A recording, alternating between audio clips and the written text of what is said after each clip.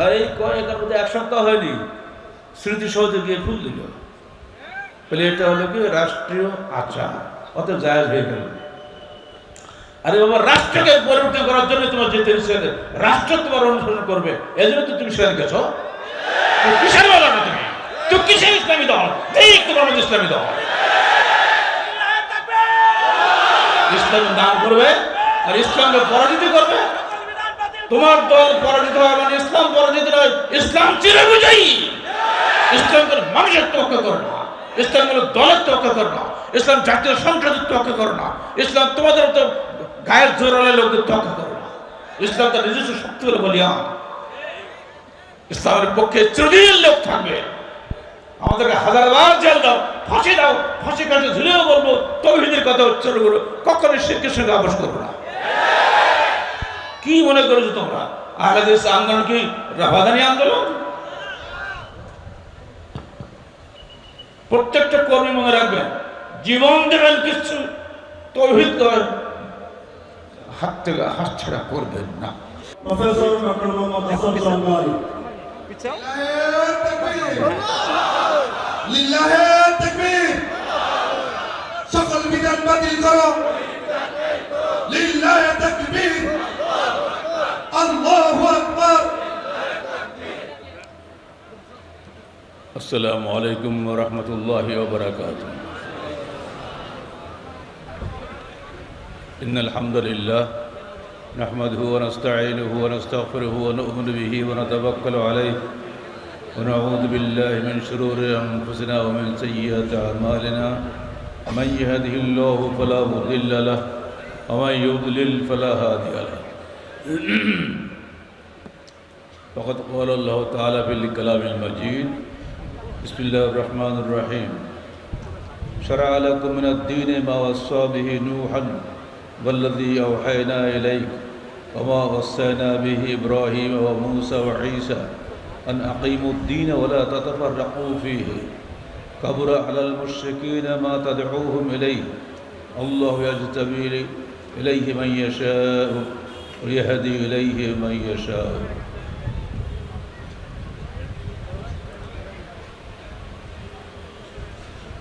সূরা শূরা 13 আয়াত, অত্যন্ত প্রসিদ্ধ একটি আয়াত। এবং এই আয়াতের ব্যাখ্যা বাংলাদেশে 3-4 দল 3-4 রকম বই লিখছে। আকিমুদ্দিন একটা বই আছে, আপনারা যারা রাজনীতি সচেতন তারা জানেন। বইয়ের কভার পেজে আরবিতে লেখা আকিমুদ্দিন, সেইটা পড়ার পরে আমি লিখলাম একামতে দিন। বই আছে কি? একই বিষয় কিন্তু লেখা, কিন্তু একই আয়াত 2 জায়গাতেই আছে। এই ব্যাখ্যা কি? যারা আমাদের লিখিত একামদিন পড়েছেন তারা জানেন এর ব্যাখ্যা কি, কিন্তু আপামর জনগণ জানেন না। কোরআনের আয়াত দিয়ে মানুষকে কিভাবে কোরআন থেকে বিচ্যুত করা হচ্ছে এটা ধরা খুব মুশকিল, এবং করছে আলেমরাই। তারা বুঝিয়ে দিয়েছেন ভালো করে, আকিমুদ্দিন অর্থ আকিমুল হুকুমত, একামত দিন হচ্ছে একামত হুকুমত। আর আমরা ব্যাখ্যা দিচ্ছি একামত দিন অর্থ একামত তৌহিদ। আসমান আর জমিনের পার্থক্য অনুবাদ করলে আপনি বুঝতে পারবেন আল্লাহ কি বলছেন এখানে। এবং এটা হলো মাক্কি সূরা। শারা'a লাকুম মিনাদ দীনি মা ওয়াসসা বিহি নূহান ওয়াল্লাযী আওহায়না ইলাইক। নূহ, ইব্রাহিম, মূসা, ঈসা এবং তুমি মুহাম্মদ, সবার কাছে একটাই নির্দেশ আমার ছিল, আকিমুদ্দিন, তোমরা দিন কায়েম করো। আপনারাই বলেন, নূহ আলাইহিস সালাম তো হুকুমত কায়েম করেছিলেন, মূসা আলাইহিস সালাম তো হুকুমত কায়েম করেছিলেন। এমনকি ফেরাউন তো ডুবি মরল, সিংহাসন তো খালি হয়ে গেল, উনি ফিরে এসে কেউ সিংহাসনে বসেছিলেন? তাহলে এর অর্থ কি হুকুমত কায়েম করা হবে না তৌহিদ কায়েম করা হবে? এটা ব্যাখ্যা আপনারা বলে দিলেন, তো আমাদের এত এলেম সাহেব লিখে লাভটা কি? অথচ মহাপণ্ডিত, মহা 3 বার বলতে হবে, তারা আরবিতেই লিখছে বইয়ের কভার পেজ আকিমুদ্দিন। তো তিনি ওর লেখক নিজে আমাকে আরেকজন আলেমের মাধ্যমে রাজশাহীতে চিঠি পাঠিয়েছিলেন যে আপনি একটু ঢাকাতে আসেন। আমি পাল্টা চিঠি দিলাম, আপনার সংগঠনের নামের বানান ভুল। আমি বানান বেলা খুব স্পর্শকাতর, বানান ঠিক করেন। 2 নম্বর, আমার এই আমাদের দিন লিখিত বইটা ওকে হাদিয়া পাঠিয়ে দিলাম, আর কোনো জবাব আসেনি। বলতে পারেন একামতের দিন বইয়ের শাস্তি হলো 3 বছর 6 মাস 6 দিন কারা নির্যাতন। কথা বুঝছেন? এত আস্পর্ধা যে আমার কাছে বই পড়ে আমাকে বিদ্যা শেখাতে আসছে, তো শাস্তি হয়ে গেল।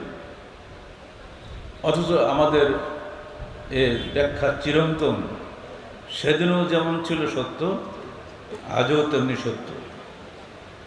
আপনারা তো ইতিহাস জানেন, রাসূলুল্লাহ সাল্লাল্লাহু আলাইহি সাল্লামের কাছে কুফার কুরাইশদের নেতৃবৃন্দ গিয়ে বলেনি যে মুহাম্মদ, তুমি যদি নেতা হতে চাও আমরা তোমাকে নেতা করব, তুমি যদি টাকা পয়সা চাও তোমার টাকা পয়সা সব দেব, তুমি যদি একটা ভালো সুন্দরী মেয়ে বিয়ে করতে চাও তাও তোমাকে দেব, কেবল এই দাওয়াতটা বন্ধ করো। ইতিহাস জানেন না তোরা? খুব তার নেতৃত্ব তো তিনি পেয়েই গেছিলেন, তিনি নেননি কেন? কারণ তিনি জানেন নেতৃত্ব সাময়িক, কিন্তু দাওয়াত চিরন্তন।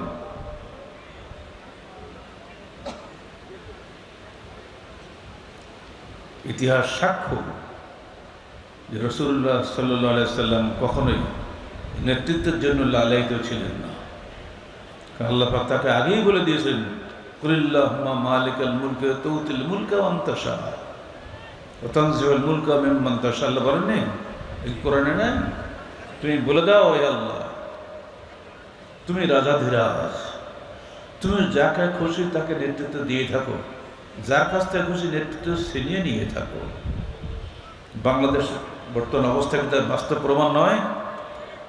15 বছরের দুর্দণ্ড প্রতাপ ক্ষমতাশালী মহিলা কি চমৎকার ভাবে পালিয়ে চলে গেল, ভিডিও দেখেননি? তার সাথীরাও সব সুরসুর করে পালিয়ে চলে গেল, কাগজ দেখা যায় না সামনে। আবার আর এক দল চলে আসলো, এই আসছে আর যাচ্ছে। ক্ষমতার পট পরিবর্তন আল্লাহ পাক অনেক আগেই বলে দিয়েছেন। যখন মূসা আল্লাহর কাছে বলেছিলেন, আল্লাহ তুমি ফেরাউনকে বহু ধন সম্পদ দিয়েছো, রাজনৈতিক অর্থনৈতিক সব ক্ষমতাশালী করেছো, আমাদের কিছুই নাই, তুমি আমাদেরকে সাহায্য করো। আল্লাহ কি বলেছিলেন? ইন্নাল আরদা লিল্লাহ নূরিসুহা মান ইয়াশা। এই পৃথিবী আল্লাহর জন্য, আমরা এর উত্তরাধিকারী বানাই যাকে আমরা চাই। এখানে তোমার কোনো কথা বলার ক্ষমতা নাই। কি সাংঘাতিক কথা না? ক্ষমতার পট পরিবর্তন হয়েছে। আমরা ঠিক একই খোদ্দায় এই কথাই বলে দিয়েছিলাম সেদিন আমরা, এই বাংলাদেশের এই জমিন আল্লাহ, এটা কোনো দলের নয়। এখানে তিনি যাকে খুশি ক্ষমতায় পাঠাবেন, এটা আল্লাহর ইচ্ছা, বান্দার ইচ্ছা নয়। তাই আমরা এটাকে মেনে নিয়েছি।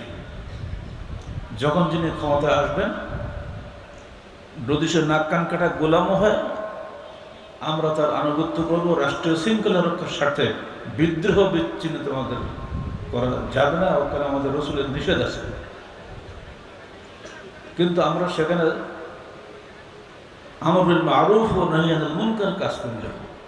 ন্যায়ের আদেশ ও অন্যায়ের নিষেধ চিরন্তন নীতি, শ্রেষ্ঠ উম্মত হিসেবে মুসলিম উম্মাহ এটা আমরা পালন করে যাব, সেটা আমরা করেও গেছি। এই আয়াতের ব্যাখ্যায় আজকের যুগের সৌদি আরবের সর্বশেষ মুফাসসির আল্লামা নাসির সাঈদী রাহমাতুল্লাহ আলাইহি তিনি বলছেন, আমরুকুম আন আকিমু জামিয়া শারাঈদ দ্বীন উসুলিহি ওয়া ফুরুইহি وتقيمونه بأنفسكم وتتخذون في إقامة على غيركم وتعاونون على البر والتقوى ولا تعاونون على الإثم والعدوان ولا تتفرقوا فيه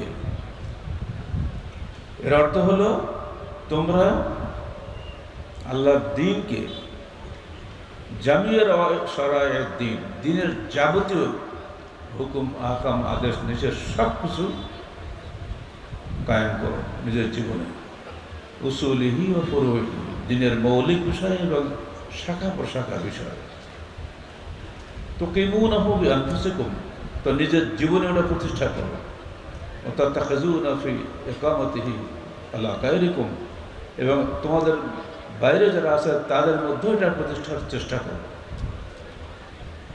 ও তাআওয়ানুনা আলাল বিররি ওয়াত তাকওয়া এবং সমাজের নেকির কাজে তোমরা সাহায্য করো এবং অন্যায় কাজে সাহায্য করো না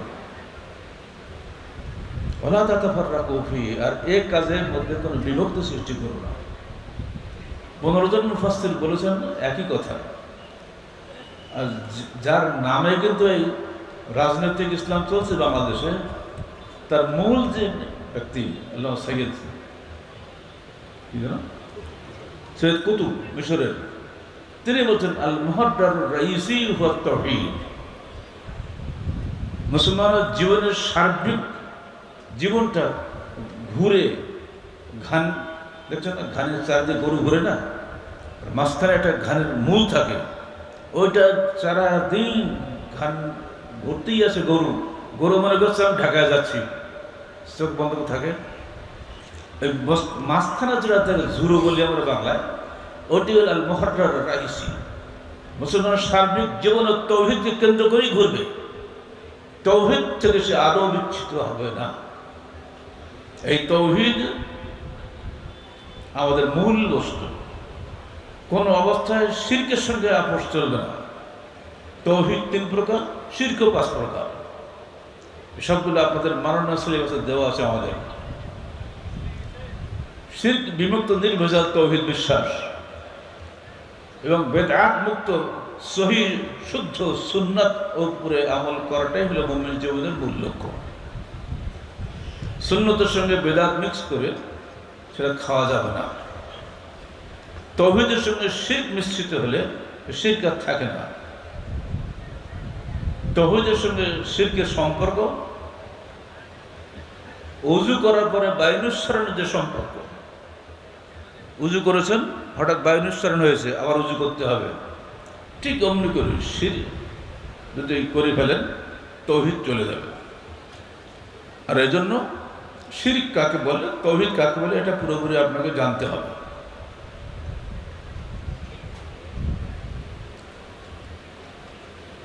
ব্যাখ্যাটা সংক্ষেপে উনি দিয়েছেন আমি অনুবাদ করে দিলাম বুঝে নেওয়ার চেষ্টা করবেন এই তৌহিদ চিন্তাই হয়ে গেছে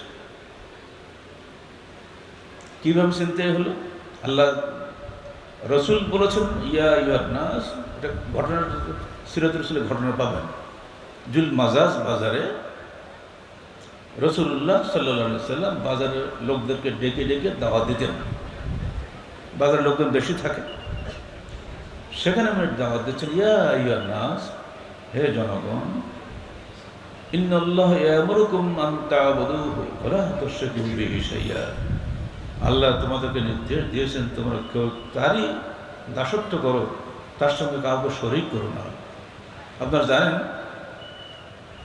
যে মক্কার লোকেরা আল্লাহকে স্বীকার করত তারা কথায় কথায় আল্লাহর নামে কসম খাইত আল্লাহ বিল্লাহি তাল্লাহ এটা তো অভ্যাস ছিল তাদের নাম ছিল আব্দুল্লাহ আব্দুল মুত্তালিব আবু তালেব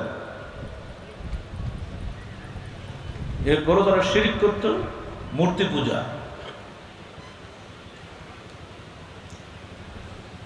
তারা মনে করত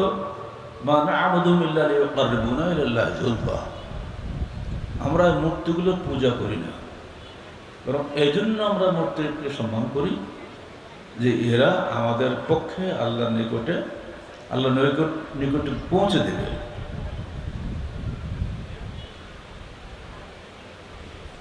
হাউলা শুফাউনা ইনদাল্লাহ সূরা ইউনূস 18 আয়াত ওরা আমাদের পক্ষে আল্লাহ নিকটে সুপারিশ করবে। এই যে চিন্তাধারাটা, বাংলাদেশে যারা মূর্তি পূজা করে তারা কিন্তু জানে ভালো করে এই মূর্তি আমাদের কথাও বলে না। ইব্রাহিমকে বলেনি মা তা'বুদুনা মা তানহিতুন আল্লাহ খালাকাকুম ওয়া মা তা'মালুন। আব্বা আজরকে বলছেন ইব্রাহিম, আপনারা এমন ব্যক্তির বস্তুর পূজা করেন যে নিজে হাতে গড়েন।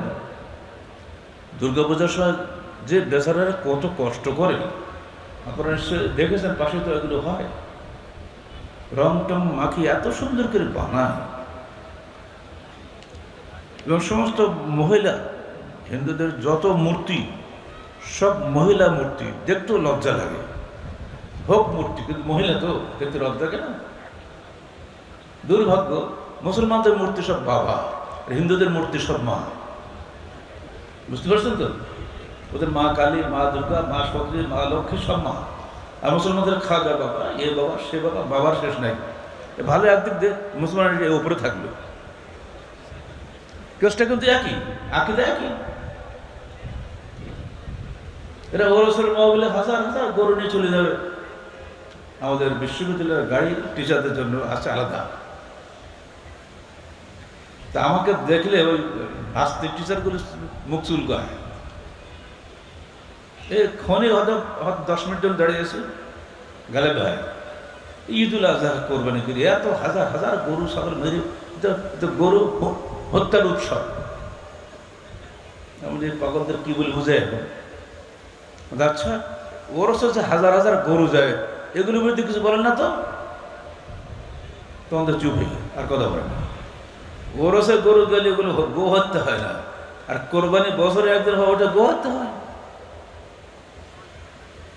কাকে কি দিয়ে বুঝে হবে? বিশ্ববিদ্যালয়ের সর্বোচ্চ বিদ্যাপীঠ যারা চাকরি বাকরি করে, তাদের আকিদার ক্ষেত্রে তারা এত মুখ চিন্তাই করে দেয়, কারণ ওগুলো তো ক্লাসে পড়ানো হয় না, ও জানবে কোথায়। আমাকে একজন প্রফেসর বলতে স্ট্যাটিস্টিক্সের, যে ভাই আপনি তো হাদিস পড়ানোর যে বইটি ছাপেন, তা আমার বইটি ছাপবেন। কী বই আপনার? তো চারটা মদিনার সনদ। কয়টা ধারা? কেন 47টা ধারা? আমি কোথায় পেলেন? তাই তো আছে সব বইতে, ওই ইতিহাসটা আমরা ছাপবো না? এই ধারা তো কোথাও নেই, এ তো বানট। কিন্তু আল্লাহ নতুন কথা বললেন না। আমার কথা শুনলে তো আপনার নতুন কথা শুনতে হবে। তাদের বক্তব্য, আল্লাহ রসুল মক্কা থেকে মদিনা যেই আগে ইহুদিদের সঙ্গে পৌত্তলিকদের সঙ্গে এই সনদ করার পরে সেখানে দাওয়াতি কাজ করেছেন। আমি কে বলছে আপনাকে? মদিনা যাওয়ার পর কি মদিনার সনদ রচনা হয়েছে? তো 3 বছর পরে, ওহুদ যুদ্ধের পরে খবরগুলা। ওই যে 2 মিনিট দাঁড়িয়ে থাকলে ওদের নতুন যুগে প্রবেশ করলো, তার তো যুবক তাহলে বই আর ছাপবো না। অবস্থা বুঝছেন? অবস্থা ওই বাজারে বই পাওয়া যায়, মদিনা সনদ যথেষ্ট বই পাওয়া যায়। তাই দেখতে লিখছে, আমরা তো তাকে কি লিখি, আমরা তো যা আছে তাই লিখি না। তাকে করতে গেলে আপনি দেখবেন যে এদেশের মুসলমানদের অধিকাংশ তৌহিদ নাই। এক্ষেত্রে আমরা 3 ভাগে বিভক্ত হয়ে গেছি: তৌহিদের রুবুবিয়ত, তৌহিদে উলুহিয়ত, আর তৌহিদে বলেন আসমা ও সিফাত। রুবুবিয়তটা আছে, আল্লাহকে রব হিসেবে স্বীকার আবু জেহেলও করত। যখন বদরের যুদ্ধে বের হচ্ছে আবু জেহেল, তখন কাবা ঘরের গিলাফ ধরে কাঁদতেছে, আল্লাহুম্মা ইন কুন্না আলা হাক্কিন ফানসুরনা। হে আল্লাহ, যদি আমার দল, আমরা হকের উপরে থাকি, তাহলে আপনি আমাদেরকে সাহায্য করবেন। তো কাকে চাইল? আল্লাহকে প্রশ্ন করলো না। ওদিকে আল্লাহ রসুল দোয়া করছেন, আল্লাহুম্মা ইন লাম তাওবাত ফি হাযিহি সাওবা লা তাওবাত ফিল আরদ, আল্লাহুম্মা ইন তাহলিক হাযিহি সাওবা লা তাওবাত ফিল আরদ। এই ক্ষুদ্র জনগোষ্ঠী মাত্র 313 জন আমরা এখানে বদরের যুদ্ধে আছি, যে আমরা যদি হালাক হয়ে যাই, ধ্বংস হয়ে যাই, ওরা তো অনেক বেশি, 1000-এর উপরে। লা তাওবাত ফিল আরদ, পৃথিবীতে তোমার ইবাদত করার কেউ থাকবে না। ইনি দোয়া করছেন কাবা ঘরে দাঁড়িয়ে, আর উনি দোয়া করছেন বদরের কুয়ার পাশে দাঁড়িয়ে। জায়গায় এসে শ্রেষ্ঠ কোনটা? কাবা ঘরে না? কাবা ঘরের দোয়া করে এই দোয়া কবুল হয়েছিল সেদিন, না ওই বদরের দোয়া যা কবুল হয়েছিল? বলে বুঝতে পারছে না? আমাদের ক্লাস নিচ্ছে তো, ওই তো বেশি সমস্যা হচ্ছে না, বুঝতে সমস্যা হচ্ছে। বলুন তো কোন দোয়া কবুল হয়েছিল সেদিন? বদরের দোয়া কবুল হয়েছিল, কারণ উনি হকের বলছিলেন, ওনার আকীদা মজবুত ছিল আল্লাহর উপরে। আর এর তো আকীদাই নাই। আকীদা যদি মজবুত না থাকে, আপনি যতই চিল্লাচিল্লি করেন আর লম্বা লম্বা মোনাজাত করেন, আখেরি মোনাজাত 3 বাকি করেন না কেন, ক্ষতি কি? কিছুই হবে না। লাখো মানুষের মোনাজাতের ঢল নামিয়ে দিয়েও আল্লাহর আরশে দাগ কাটবে না, যদি আপনার আকীদায় গোলমাল থাকে। কিছু হইতে কিছু হয় না, যা কিছু আল্লাহ হইতে হয়। তো চুরি করা কি আল্লাহ হইতে হয়? মানুষ খুন করে কি আল্লাহ হইতে হয়? কে বুঝে? কিচ্ছু বোঝার না, ডানে বায়ে ঢুকবে না।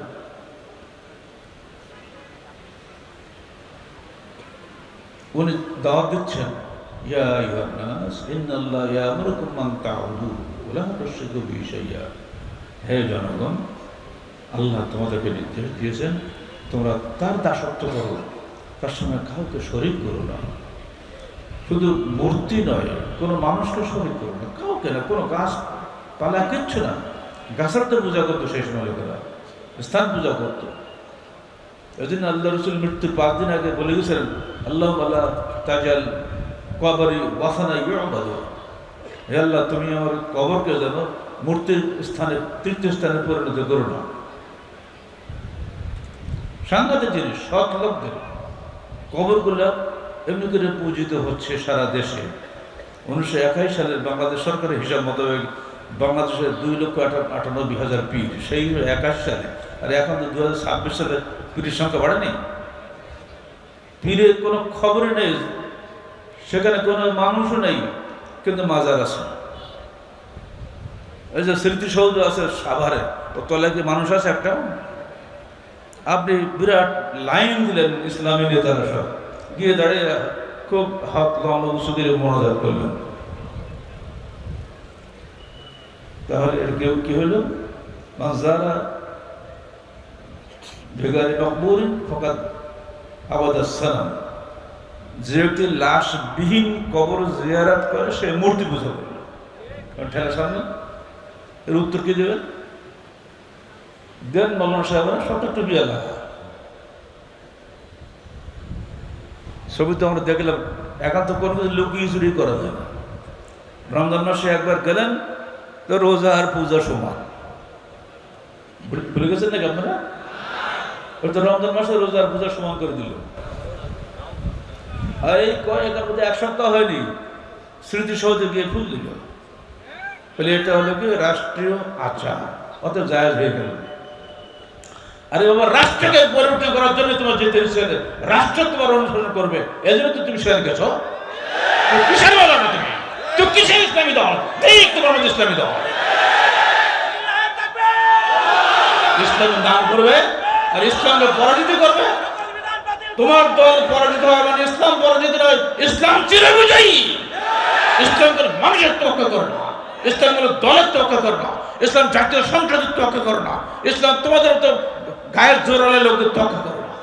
ইসলাম তার নিজস্ব শক্তি বলে বলিয়া ইসলামের পক্ষে চিরদিন লোক থাকবে। আমাদেরকে 1000বার জেল দাও, ফাঁসি দাও, ফাঁসি কাছে ঝুলেও বলবো তৌহিদের কথা উচ্চারণ করো, কখনো শিরকের সঙ্গে আপোষ করবো না। কি মনে করেছো তোমরা আহলে হাদিস আন্দোলন কি রাফাদানি আন্দোলন? প্রত্যেকটা কর্মী মনে রাখবেন, জীবন দেবেন কিছু তৌহিদ হাত থেকে হাত ছাড়া করবেন না। আছেন তো?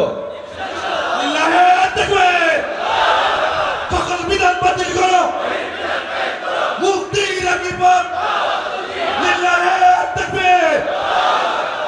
আমি বলি মুক্তির একই পথ, আকীদা এবং তাওহীদ। আগে আকীদা। দাওয়াত দেওয়ার সময় নেই, জিহাদ করার সময় নেই। আকীদা মজবুত, মরে যাবো হাসতে জান্নাতে চলে যাবে ইনশাআল্লাহ। আজকে কত তারিখ? 2 তারিখ না? আমি মরে গেলাম কবে? 27 তারিখে না? 27 ফেব্রুয়ারি। আল্লাহ ফিরিয়ে দিয়েছে। আল্লাহ খোদা দিতে যাচ্ছে না। এরকম জীবনে আরো অনেকবার ছোট 11 নম্বর হইল, মূর্তি মূর্তি আল্লাহ বাঁচাই দিয়েছে। কোনো অবস্থাতেই বাতিলের সঙ্গে আপোষ নাই।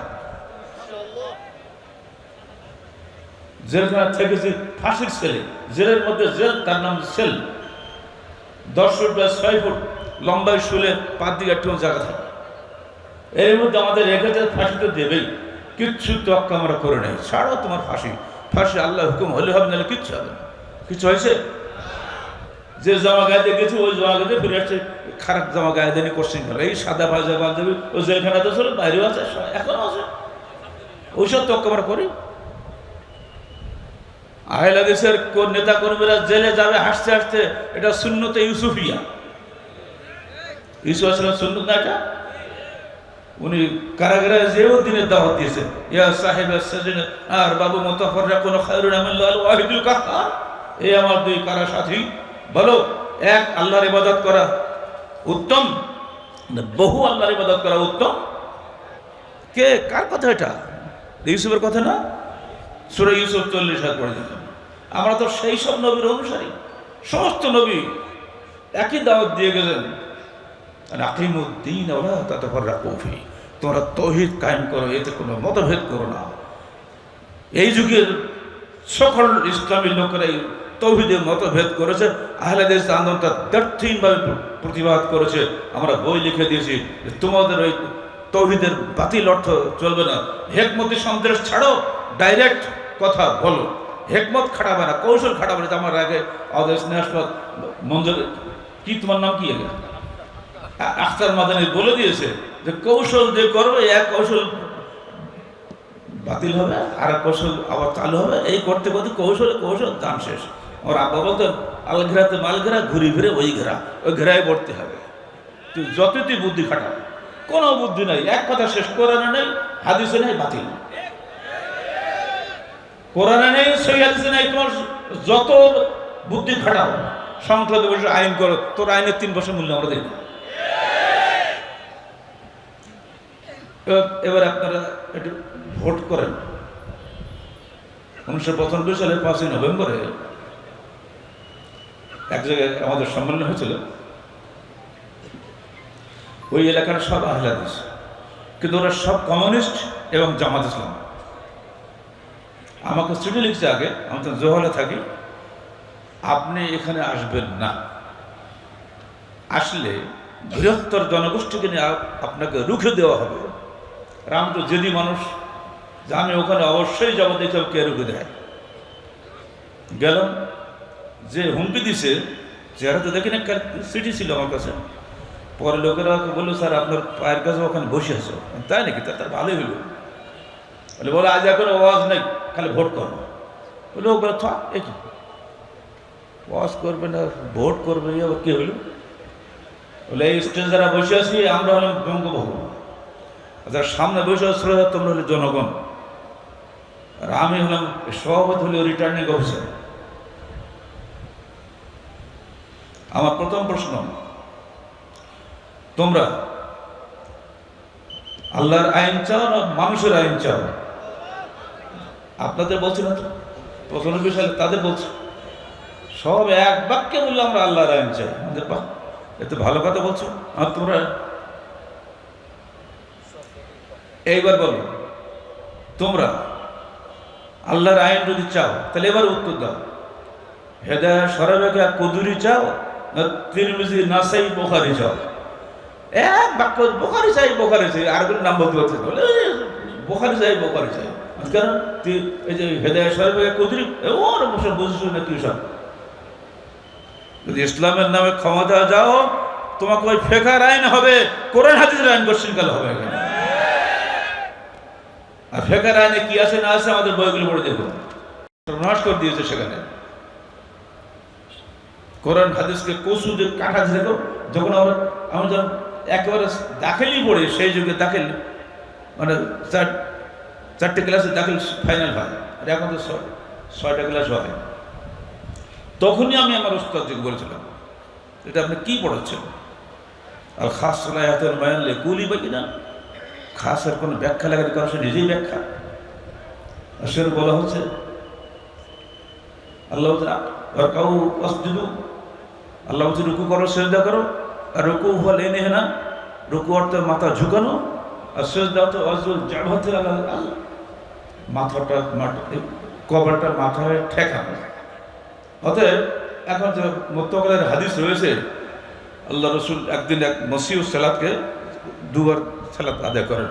কম ফাসল্লে ফাইন্নাকা লাম তুসাল্লি, ওঠো তোরা আবার সালাত আদায় করো, কারণ তোমার সালাত হয়নি। সে বলছে হ্যাঁ আল্লাহ রসুল, আমার কিসের ভুল হচ্ছে? সব তো ঠিক হচ্ছে। না, তুমি দ্রুত সালাত আদায় করছো, তোমাকে ধীরে সুস্থে সালাত আদায় করতে হবে। এই হাদিস বাতিল, কারণ আল্লাহ বলেছেন ওর কাউ রুকু কর, সেজদা করো। উসুল হচ্ছে এটা আল খাসুল আয়াতুল বায়ান, কোরআনের আয়াতের জন্য কোনো ব্যাখ্যা লাগে না। তাহলে কোরআনকে বাতিল করলো এই উসুল দিয়ে। সেদিন আমি বলছি উসুল মানে কোরআন কাটা কাঁচি। বাবা তুমি এই কী কথা বললি? এটা দেখতে পাচ্ছ তো, আপনি কোরআন বাতিল করার জন্য বুখারী মুসলিমের হাদিসকে বাতিল করে দিচ্ছেন, আর উসুলকে উপরে রাখছেন। উসুল আগে না হাদিস আগে? একদম স্টপ। কোনো বাড়ি বরিশাল, বাবাজি উসুল তো অনেক বড় বড় মানুষই করেছে। আমার উসুল যত বড় মানুষই করুক, রসুলের উপরে তাদের স্থান হতে পারে না। তখন তো না বলো এত ছোট, তখন আমার স্ট্রাইক করে সঙ্গে এটা হতে পারে না, কি বল? এইসব পড়ি মাদ্রাসায় বড় বড় মুহাদ্দিস হয়ে যাচ্ছে, ফকি হয়ে যাচ্ছে। আলিয়ার মাদ্রাসাগুলো সব এইগুলি পড়ায়। এখন আছে তো, না দূরে না আছে, ও এখনো আছে।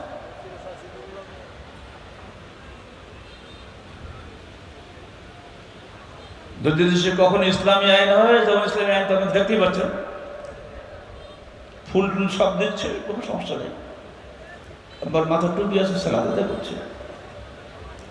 এই ইসলাম কি আমরা চাইতে পারি? যদি দেশের অন্তত অর্ধেক সংখ্যক মানুষ যদি সহিহ হাদিসপন্থী হয়, তখন অটোমেটিক্যালি দেশের ইসলামী বিধান চালু হয়ে যাবে। মানুষ পরিবর্তন আগে না হুকুমত পরিবর্তন আগে? মানুষ পরিবর্তন করার কাজ করেন, সংগঠনের মধ্যে এগিয়ে যান। সংগঠন বিহীন এককভাবে কোনোদিন কাজ করলে বরকত হবে না। জামাত রহমাতুল ফুরকাত আযাব, জামাতবদ্ধ জীবন রহমতের জীবন, বিচ্ছিন্ন জীবন আযাবের জীবন। আর যতই পণ্ডিত হন, আপনার কথাবার্তায় কাগজ কলমে থাকবে, বাস্তবায়িত করার জন্য আমরা সংগঠন লাগবে। যদি আজকে সংগঠন না থাকতো আপনার বাড়তে না, তারা সংগঠনের ডাকেই আপনারা এসেছেন। আল্লাহ রসুল যখন দাওয়াত দিলেন, তখন উত্তরের আবু লাহাব, মুশরিকদের নেতা, তার আপন চাচা আবু লাহাবের বাড়ি আল্লাহ রসুলের একেবারে গায়ে গায়ে বাড়ি, মোস্ট নেবারিং। এবং আল্লাহ রসুলের বিয়াই হলো আবু লাহাব, তা জানেন? আল্লাহ রসুলের দুই মেয়ে আবু লাহাবের দুই ছেলের সঙ্গে বিয়ে হয়েছে, এত ক্লোজ। আর আল্লাহ রসুলের জন্মদিন আবু লাহাব খুশিতে তার দাসী সোয়াইবাকে আজাদ করে দিয়েছিল। এত খুশি হয়েছিল যে আমার মৃত ভাই আব্দুল্লাহর ঔরসে একটা ছেলে হয়েছে, কতই না সুন্দর। সেই আবু লাহাব খেপে গেল দারুণভাবে যখন আল্লাহ রসুল দাওয়াত দিলেন, কুলু লা ইলাহা ইল্লাল্লাহ তুফলিহু, তোমরা সবাই বলো আল্লাহ ছাড়া কোনো উপাস্য নেই, তাহলে তোমরা সফলকাম হবে।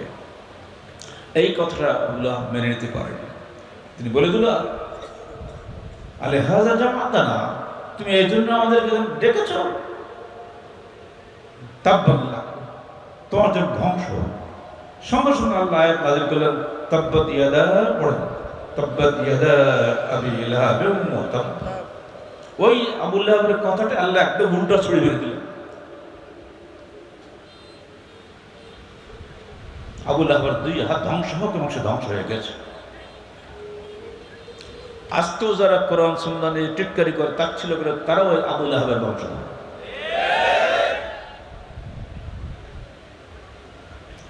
আবু লাহাব কি বলল? ইয়া আইয়ুহান নাস, ঠিক ওই ভাষা, ইন্না হাযা ইয়ামুরুকুম আন তাতরুকু দীনা আবাইকুম। হে জনগণ, এই ব্যক্তি তোমাদেরকে বলছে যে তোমরা তোমাদের পিতৃধর্ম পরিত্যাগ করো। আল্লাহ রাসূল বলছেন তোমরা আল্লাহর আনুগত্য করো, আল্লাহর দাসত্ব করো এবং তার সঙ্গে কাউকে শরীক করো না।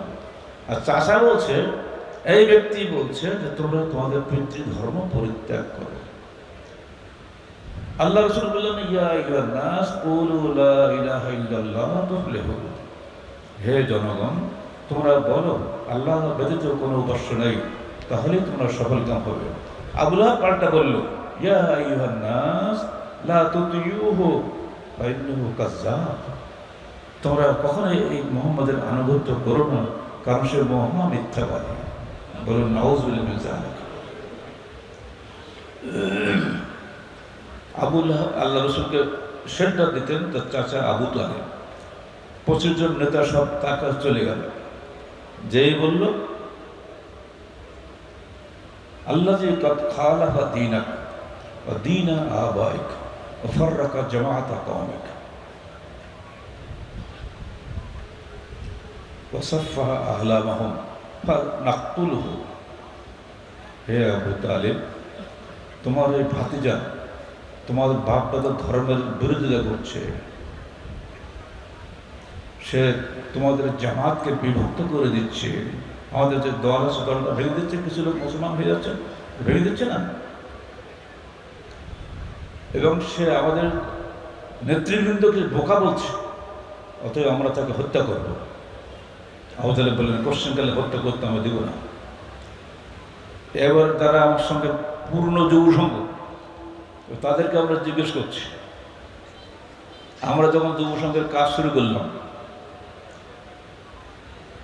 একটা সংস্থা শুরু হয়ে গেল, তখন আমাদের কি বলা হয়তো? এরা আমাদের অখণ্ড জামাতের মধ্যে বিভক্ত সৃষ্টি করেছে। সবাই আমরা দলগত মনোজাত করি, এরা দলগত মনোজাত করে না। এটা বিভক্ত হয়ে যাচ্ছে না?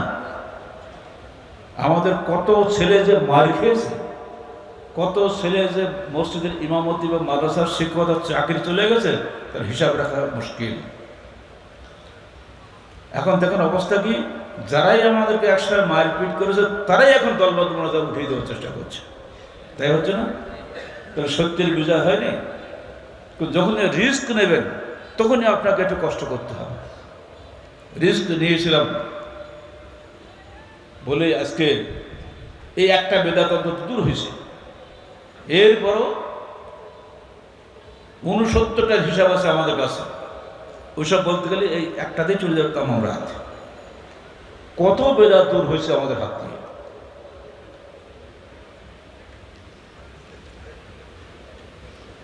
এবার আসলে কি, আপনার প্রখ্যাত দাতা হাতেম তাইয়ের নাম শুনছেন না? হাতেম তাইয়ের ছেলের নাম আদি। উনি খ্রিস্টানদের বড় নেতা ছিলেন। তার বোন সাফিনা মুসলমান হলেন। হওয়ার পরে ভাইকে বলি, ভাই তুই যদি এখন মরে যাস তো তুই জাহান্নামে যাবি, তুই চল মুসলমান হ। তো সাফিনা অনুরোধ পেয়ে ভাই আদি বললেন, দেখো আমি তো একটা নেতা, আমি যদি যাই গেলে আমার বহু লোক আছে, তারা আমার শত্রু হয়ে যাবে। আর তাছাড়া মোহাম্মদ আমাকে বিশ্বাসও করবে না, তাহলে সে দায়িত্ব আমার, তুই চল। তো বোনের দাবি ক্রমে বাইরে গেলেন। ঠিক সেই সময় আল্লাহ রাসূল আয়াতটা পড়ছিলেন, সূরা তাওবা 31 আয়াত, ইত্তাখাযু আহবারহুম ওয়া রুহবানহুম আরবাবাম মিন দুনিল্লাহ ওয়াল মাসীহ ইবনে মারইয়াম ওয়া উমিরু লিয়াবুদুল্লাহ ইলাহান ওয়াহিদা লা ইলাহা ইল্লা হুয়া সুবহানাহু আম্মা ইউশরিকুন। এইটা শুনেই আদি ইবনে হাতেম বললেন, ইয়া রাসূলুল্লাহ লাসনা না'বুদুহুম, আমি তো খ্রিস্টানদের নেতা, আমরা তো মূর্তি পূজা করি না, আমাদের নেতাদের পূজা করি না, আমাকেও কেউ পূজা করে না। তো আল্লাহ রাসূল প্রশ্ন করলেন পাল্টা, আলা সাইয়ুহাররিমুনা মা আহাল্লাল্লাহু ফাতুহাররিমুনাহু, আইয়ুহিল্লুনা মা হাররামাল্লাহু ফাতুহিল্লুনাহু। আচ্ছা তুমি বলো, তোমরা যারা ধর্মনেতা, তোমরা যে নির্দেশ দাও লোকেরা কি তা মেনে নেয় না? না, তা নেয়। তোমরা যেটাকে হারাম করো লোকেরা কিছু হারাম করে না? তা নেয়। তোমরা যেটাকে হালাল বলো লোকেরা কি সেটা হালাল বললো? না, তা বলে। তখন আল্লাহ রাসূল উত্তর দিলেন, তিলকা ইবাদাতুহুম, এটি তো তাদের পূজা করা হলো। এবার আপনাদের একটা প্রশ্ন করি, ওর তো ১৫০০ বছর আগের কথাবার্তা। বাংলাদেশ সরকার যে আইন রচনা করে জাতীয় সংসদে, আমরা সেটা মেনে নেই না? কিছু বলার কায়দা আছে? ওখানে যে হালাল হোক আর হারাম হোক যেটাই বলে, আমরা কি সেটা মেনে নিচ্ছি না? আচ্ছা সুদকে হালাল না হারাম বলেন তো? আজকে ৫৪ বছর বাংলাদেশ স্বাধীন হয়েছে, সুদকে হারাম হয়েছে? সুদ হারাম জাতীয় সংসদের টুপিওয়ালারা সবাই জানে, টুপিবিহীনরাও জানে। কিন্তু এই সুদটা কেন আজ পর্যন্ত আছে বাংলাদেশে? এর বিরুদ্ধে আমরাই চিৎকার দিচ্ছি। কত মানুষ যে মরতেছে এনজিও সুদের পাল্লায় পড়ে।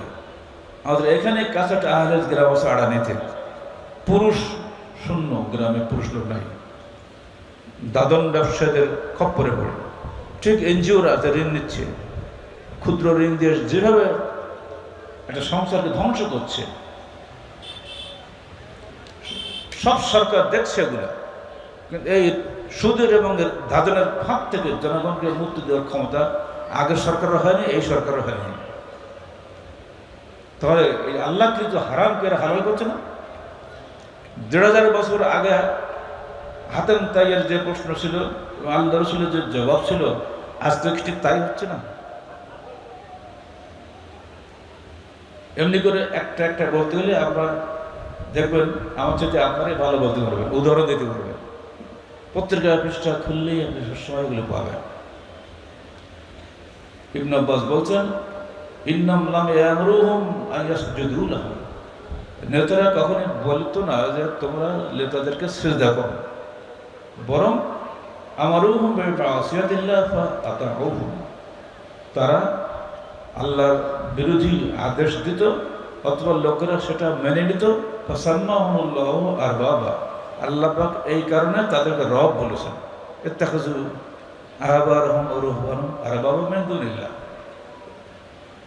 ফলে ধর্ম নেতারা সার্বভৌমত্ব চিন্তা করল, রাষ্ট্রীয় নেতারা সার্বভৌমত্ব চিন্তা করল। এবার যান রাজনৈতিক নেতাদের কাছে, তারা বলছে কি জনগণের সার্বভৌম ক্ষমতার উৎস, তাই বলছে না? অধিকাংশের রায় চূড়ান্ত। আর ইসলাম বলছে আল্লাহ সার্বভৌম ক্ষমতার উৎস, ওহীর বিধানই চূড়ান্ত। মিলছে কি? তাহলে কিভাবে মিলবে? ধরুন আপনি আহলে হাদিস একটা রাজনৈতিক দল করলেন, কারাগারে থাকতে বড় কারাগারে আমার কাছে প্রস্তাব গেল যে স্যার আমরা ইনসাফ পার্টি করব রাজনৈতিক ক্ষেত্রে লড়াই করার জন্য, আর আহলে জান্নাত থাকবে ধর্মীয় ক্ষেত্রে কাজ করার জন্য। তা আমি তখন সূরা আহজাবের ৪ আয়াতটি পড়লাম, মা জাআলাল্লাহ লিরাজুলিন ফি জাওফিহি কলবানি ফি জাওফিহি, আল্লাহ পাক কোনো মানুষের পেটের মধ্যে দুটো কলব দেয়নি, একটা কলবে ইনসাফ পার্টি আর এক কলবে আহলে জান্নাত বাংলাদেশ। এটা হয় না, আর উত্তর দিতে পারে না। মনে রেখে তো আহলে জান্নাত বাংলাদেশ এটা কমপ্লিট পূর্ণাঙ্গ আন্দোলনের নাম। এতে রাজনৈতিক আছে, অর্থনৈতিকও আছে, ধর্মীয় বিষয়ও রয়েছে, সবই আছে। আমাকে আলাদা কোনো দল করা লাগবে না। তুমি বোঝো নাই বলে তুমি এটা বলছো। দুঃখের বিষয়, যে লোক ইনসাফ পার্টি প্রস্তাব নিয়ে গেল সে কিন্তু আগে ওই দলই করতো, পরে আমাদের সঙ্গে আসছিল। কিন্তু আমাদের সঙ্গে যিনি নায়েব আমির ছিলেন সৌদি মাহবুব, তার যে আকীদা যে আদৌ কিছুই ছিল না, কিছুই বুঝতো না, সেদিন বুঝলাম। আমাকে বলছে যদি আপনি যদি না মেনে নেন তাহলে আপনাকে সারা জীবন জেলে থাকতে হবে। তাই বললাম সারা জীবন জেলে থাকবো, কিন্তু আদর্শচ্যুত হতে পারবো। বেরিয়ে ভেতরে চলে গেলাম, এর ১.৫ মাস পরে মুক্ত হয়ে গেলাম। বুঝছেন অবস্থাটা কি হচ্ছে? আকীদার ব্যাপারে একজন সৌদি মাবুস পর্যন্ত আকীদার সম্পর্কে খবর রাখে না। ও বোঝে খালি ওই আল্লাহ হাত পা চোখ কান এগুলি খালি বোঝে, এগুলি খালি বলে সবসময়। আপনি সারা জীবনকে হাত পা শিখিয়েছেন, তৌহিদ কিছু বুঝেন না? তৌহিদ বোঝাটা খুবই সহজ, আবার খুবই কঠিন এসব কথা।